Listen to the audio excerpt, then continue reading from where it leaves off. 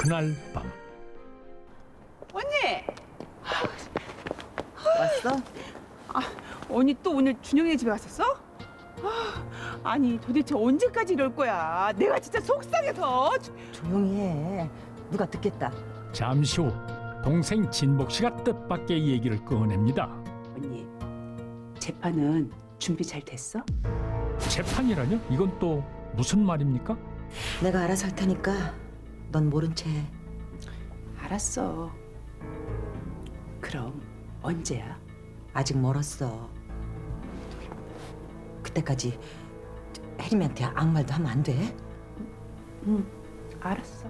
순복 씨는 며느리 몰래 무슨 일을 꾸미는 걸까요? 또 한 달이 지났습니다.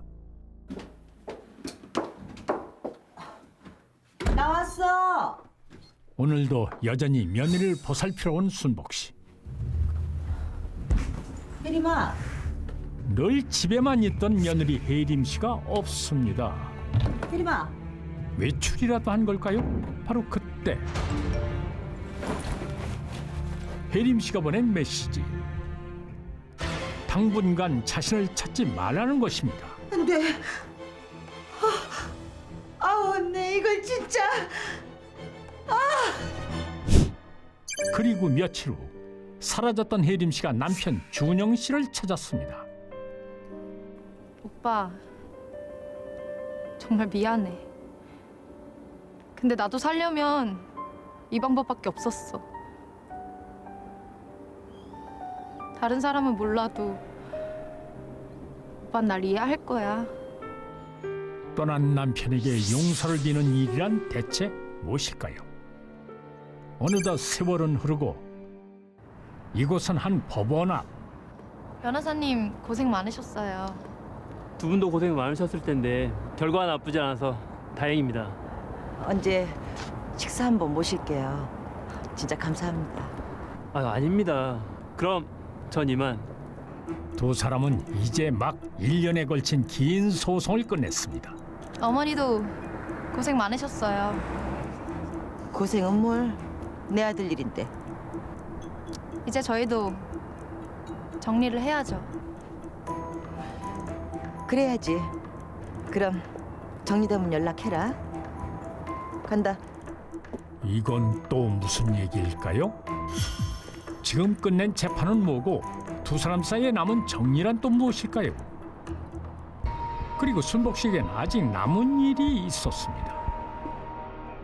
며칠 후 실로 오랜만에 마주 앉은 두 사람. 아마도 그 정리를 위한 자리겠지요.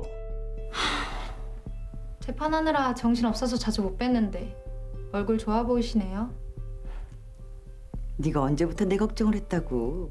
며느리를 대한 순복 씨의 태도가 아주 얼음장처럼 차갑습니다. 그 사고 보상금하고 집하고 다 정리한 어머니 상속분이에요. 이게 내 몫이야?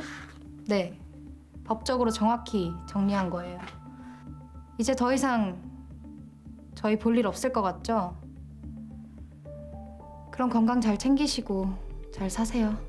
내 걱정은 하지 말고. 얼마 전 재판은 준영 씨의 사고에 대한 손해배상 청구 소송이었습니다. 그런데 말이다. 유산 분배가 모두 끝난 바로 그때 뻔뻔한 살인마. 네가 감히 내 아들 목숨값을 챙겨? 어머니, 이게 무슨 짓이에요? 어떻게 들어? 넌 절대 용서하지 않을 거야. 내 아들 유산 한 푼도 줄 수가 없어. 넌 우리 준영이 아내 자격도 없으니까. 분이 사망하고 1년 후에 며느리가 시어머니라는 교통사고를 낸 운전자를 상대로 손해배상 소송을 진행했고 거액의 배상금을 받게 됩니다. 그런데 아들의 사망 후 며느리를 끔찍하게 보살피던 시어머니는 소송이 끝나자 며느리를 상대로 상속회복 청구 소송을 시작하게 됩니다. 그리고 법원은 며느리에겐 상속 자격이 없다며 시어머니의 손을 들어주게 되는데요. 그 뜻밖의 결과엔 숨겨진 이야기가 있습니다. 왜 무슨 일이야? 어? 왜? 혜림아, 너 신혼여행 해외여행 가서 오빠 때문에? 그랬죠. 미안해. 근데 이 생긴 애를 어떻게 하냐? 그냥 놔야지. 응? 대신 어머니께는 당분간 비밀이야. 너무 별나셔. 그래 알았어. 내가 집에도 못 오시게 할게. 응? 걱정하지 말고 너 하고 싶은 대로 다 해. 응? 하지마. 고마워. 저 밑에 유명한 순댓집 있잖아. 나 지금 그거 당장 먹고 싶어. 너 진짜 갔다 와서 봐. 응? 영원할 줄 알았던 행복은 묻히기만 한 음주운전자에 의해 산산이 깨졌습니다. 우리 준영이 살려내. 우리 준영이 살려내. 그러나 누가 뭐래도 아들을 죽인 건 며느리라 생각했습니다. 그런데 아내분 홀몸도 아니신데. 아들의 죽음 앞에서 알게 된 뜻밖의 사실? 이게 무슨 소리야? 3개월 됐어요. 죄송해요. 제가 임신만 안 했더라도 오빠 그 밤에 보내지 않았을 텐데. 죄송해요. 이 무슨 운명의 장난이란 말입니까? 하지만 순복 씨는 더 이상 주저앉아 울 수가 없었습니다. 준영아, 엉망이지 않을게. 엄마가 너 대신 네 자식이 위해서 최선을 다하면서 살게. 그러니까 엄마 믿고 편안하게 가.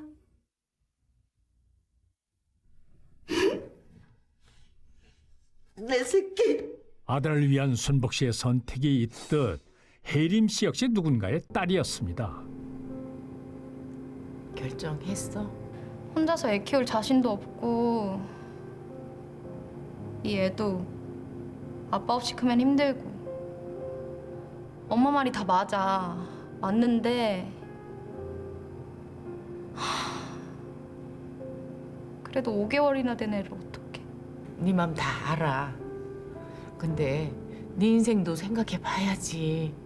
혜림아, 응? 좀처럼 결론을 내리기 어려운 문제. 혜림 씨는 오랜 고민 끝에 마침내 결심을 하고 남편 앞에 섰습니다. 혜림 씨는 오랜 고민 끝에 마침내 결심을 하고 남편 앞에 섰습니다. 오빠 미안해. 하지만 혜림 씨의 결심은 예상치 못한 결과를 가져오게 되는데요.